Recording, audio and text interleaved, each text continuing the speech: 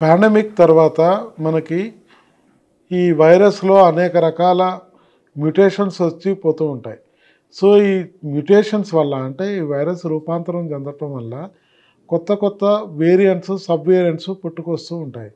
అట్లా Omicron virus mutations చెంది దాని ద్వారా వచ్చిన ఈ సబ్ వేరియంటే JN1 అనే వేరియంట్.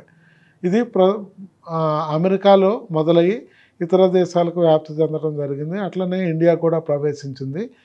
అందులో భాగంగానే కేరళలో కేసులు పెరుగుతూ ఉన్నాయి.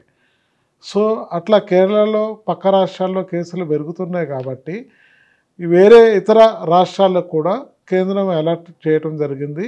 అందులో భాగంగానే మన రాష్ట్ర ప్రభుత్వం ఆ రాష్ట్రంలో ఉన్న అన్ని హాస్పిటల్స్కి అప్రమత్తంగా ఉండాలి అంటూ ఒక అలర్ట్ జారీ చేయడం జరిగింది. అందులో భాగంగానే మనకి రెస్పిరేటరీ ఇల్నెస్ అంటే రెస్పిరేటరీ సిమ్టమ్స్ దగ్గు, తుమ్ములు, జ్వరము, ఒళ్ళు నొప్పులు ఇట్లా ఈ సిమ్టమ్స్ ఉన్న వాళ్ళని ఇన్ఫ్లుయెంజా లైక్ ఇల్నెస్ అంటాము. ఇటువంటి కేసుల్లో టెస్టింగ్లు పెంచడం కానీ, తర్వాత ఈ కేసులను మానిటర్ చేయటం కానివ్వండి, లేకపోతే సివియర్ అక్యూట్ రెస్పిరేటరీ ఇల్నెస్ అంటాము.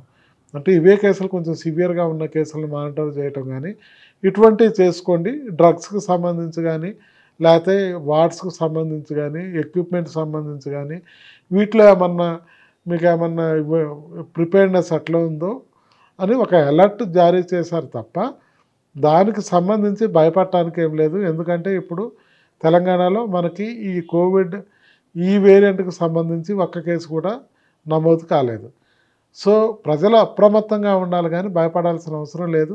ఇప్పుడు గాంధీలో కూడా మనకి ఈ కోవిడ్కి సంబంధించి ఒక్క కేసు కూడా లేదు. అట్లనే ప్రిపేర్డ్గా ఉంటాం కానీ భయపడాల్సిన అవసరం అయితే లేదు. అన్ని కోవిడ్ సబ్ వేరియంట్స్ లక్షణాలు కూడా ఒకేలాగా ఉంటాయి. ఈ సబ్ వేరియంట్కి సపరేట్గా కొత్త లక్షణాలు అట్లా ఏం లేవు.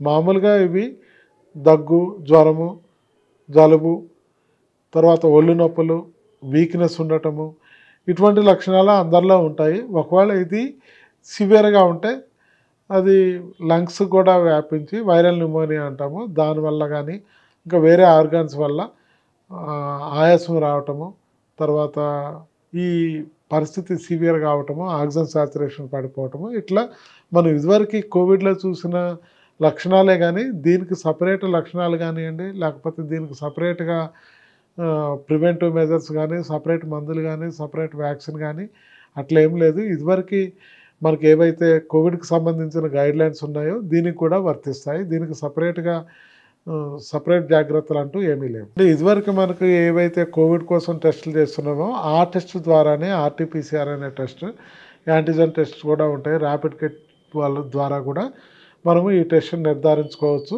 ఇదివరకు మనం వాడిన కోవిడ్ కిట్సే దీనికి కూడా పనిచేస్తాయి.